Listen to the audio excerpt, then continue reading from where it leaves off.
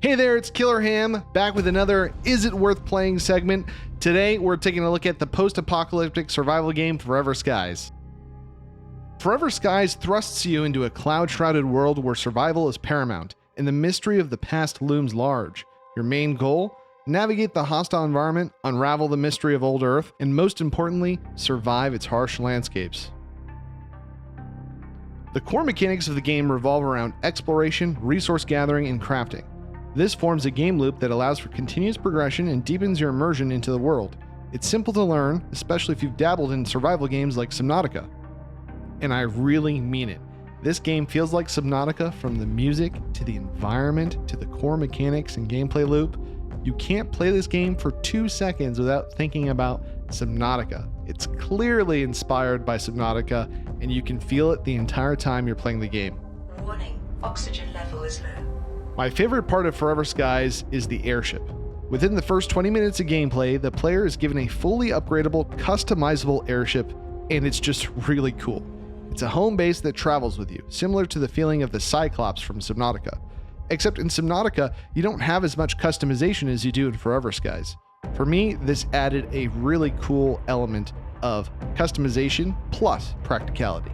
One of my favorite moments in the game was the first time I upgraded my airship, enabling me to reach previously inaccessible locations. The airship is more than just a means of transportation. It's your home in the sky, offering a level of customization that feels personal while also being very practical.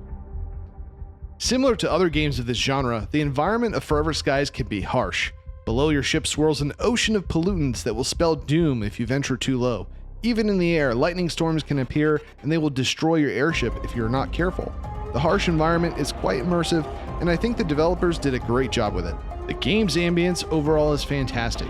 From its music to environmental soundscapes, it lures you into its world and keeps you there. Resources are plentiful but vary in type. You'll find metals, synthetics, and various parts useful for crafting and upgrading. Some resources, of course, are more rare, and others have to be stored, kind of like liquids in bottle containers. I could spend another 10 minutes talking about the resources, but the important thing for you to know is that there are quite a few different types of resources and materials, and in my opinion, the crafting system is fairly deep but not complex. I really enjoyed slowly getting access to better and more rare materials to craft upgrades. The crafting progression, I believe, has a good pace to it. There is also a semi-unique mechanic in Forever Skies: illness. The illness mechanic introduces new challenges, as certain actions like eating raw food or getting bitten can result in debuffs until a cure is found. However, right now I honestly find this mechanic annoying rather than challenging. I suffered from a debuff that made me hear all sorts of weird distorted audio for like an hour, and I frantically searched for an item that would cure me of it, and I couldn't find it. It took me a long time. This particular experience wasn't fun, it was just frustrating. I don't think it should take me an hour to cure such an annoying disease. Now, let's talk about combat. Well, there's not a lot to talk about. Combat is fairly simple as it stands. There are only basic small creatures that don't pose much of a threat, but the game hints towards more exciting encounters in future updates. So there's not much to really say about the combat right now, other than that you get a cool crossbow. The narrative is pieced together from data logs scattered throughout the world. The unfolding mystery keeps you engaged, and you can't help but become curious.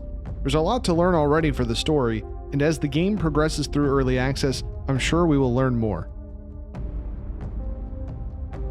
So, with all that being said, there are certain aspects I hope to see improved. The game could definitely benefit from a better storage system early on. The combat could be more interesting, and the illness mechanics could be less frustrating. The replayability is limited in its current form, but with more customization options, I see potential for limitless hours of gameplay. But we need more customization options first. So is the game worth playing? If you are a diehard Subnautica fan, then this is a no-brainer. Get it. You won't be sorry.